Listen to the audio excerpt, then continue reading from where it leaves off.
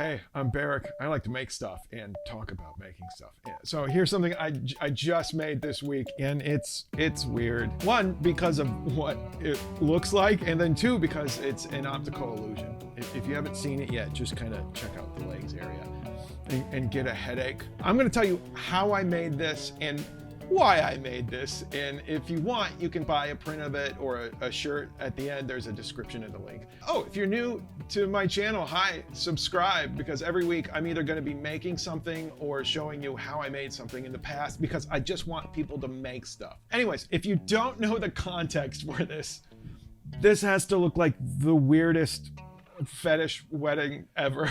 Looks like a great time, but I'll explain what it is in a second.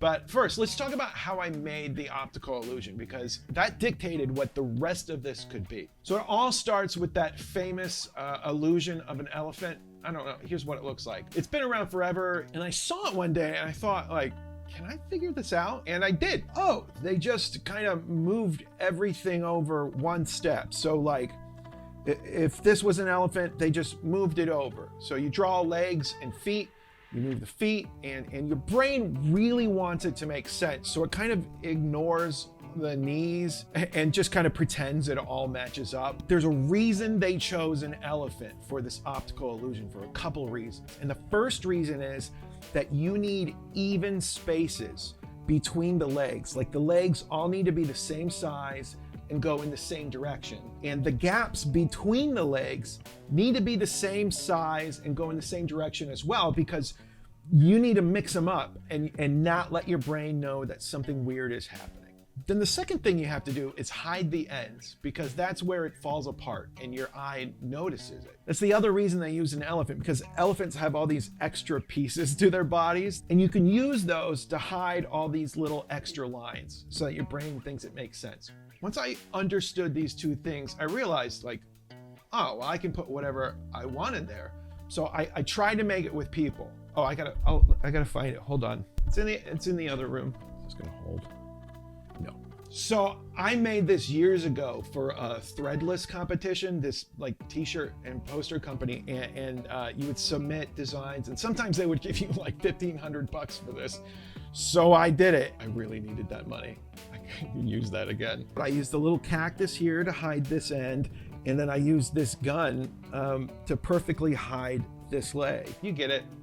You get it. If not, you'll get it. That's how I made this. But why does it look like this? I didn't know I was gonna make this. Here's me working this out, and I was just sketching some early concepts. I thought, oh, maybe it could be a police lineup, like it could be the usual suspects. And I thought, oh, like, what if it's a clump of people, like the Addams family, and they're all standing together in a group and all their weird legs. But I couldn't make it work. They were too clumped up. Then I thought about doing something like Monument Valley. I don't know if you've ever seen the mesas there, but it's one of my favorite things in the world. I thought, like, maybe I could try this, and it was really close.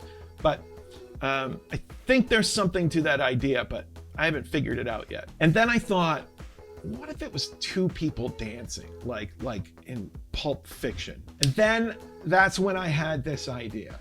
I don't know if you've ever seen this Saturday Night Live sketch with Chris Farley and Patrick Swayze from like 30 years ago. And they did a dance-off trying to get the last slot in the Chippendales male review show. And they did a dance-off, and it's so good. Chris Farley, so funny. Patrick Swayze is just like this dancing god. They're so supportive, and it's like such a positive energy. One of my favorite sketches, and Chris Farley is definitely like one of my heroes growing up, and I thought, this is it.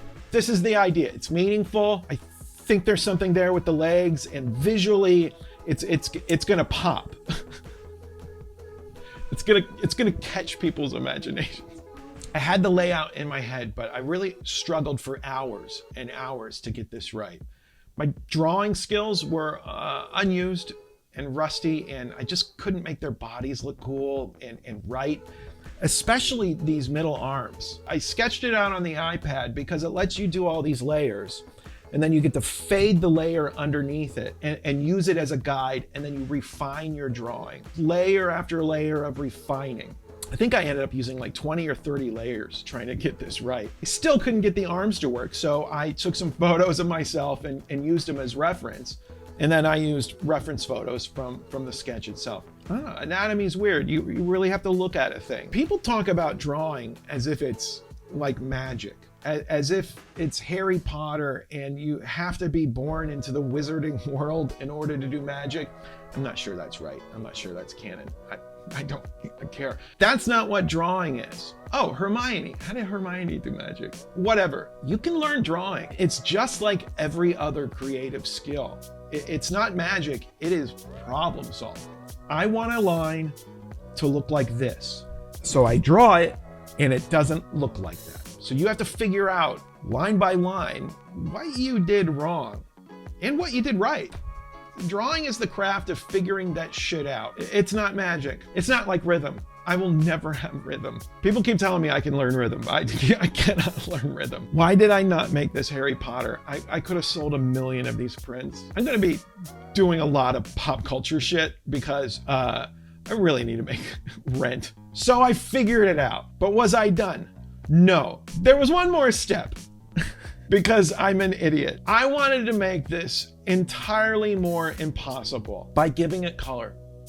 See, optical illusions look like they do because they only work in a limited scope, because you're bending reality. The elephant was drawn a line drawing black and white because when you color it or shade it, you run into a huge problem because you have a background color and then you have a foreground color.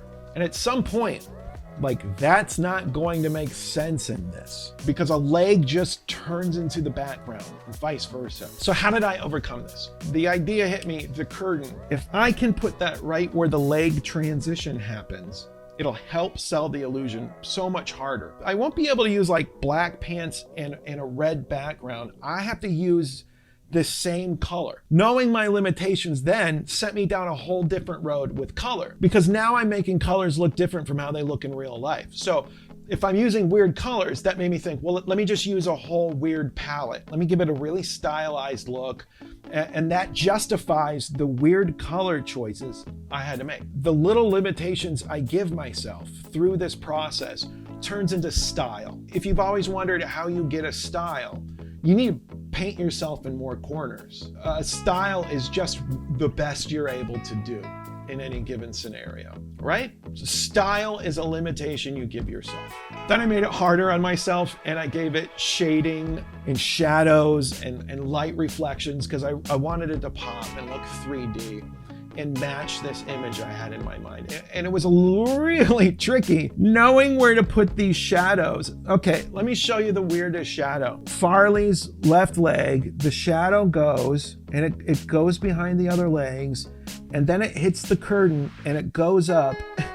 I'm like, oh, I guess that blends into being Patrick Swayze's crotch shadow. That should have been the name of this drawing, Patrick Swayze's crotch shadow. But once I figured it out, I think it really sells the illusion. Oh, it's not even recording, is it? Oh, it is. This is on my store. If you want to buy it, you can buy a print of it. I made it really big, so you can print it out this height if you want. Put it on a t-shirt or something if you want to support me in my art and have this fetish wedding. If you want somebody to ask you 100 questions about what the hell you have on. Hey man, I'm all about you making your thing. I stole this concept from another artist who made that elephant. If you want to steal this concept and make something even cooler, please do it, man. Subscribe, like this video if you can, share it, help me out. And watch this sketch. You gotta watch this sketch. Cool.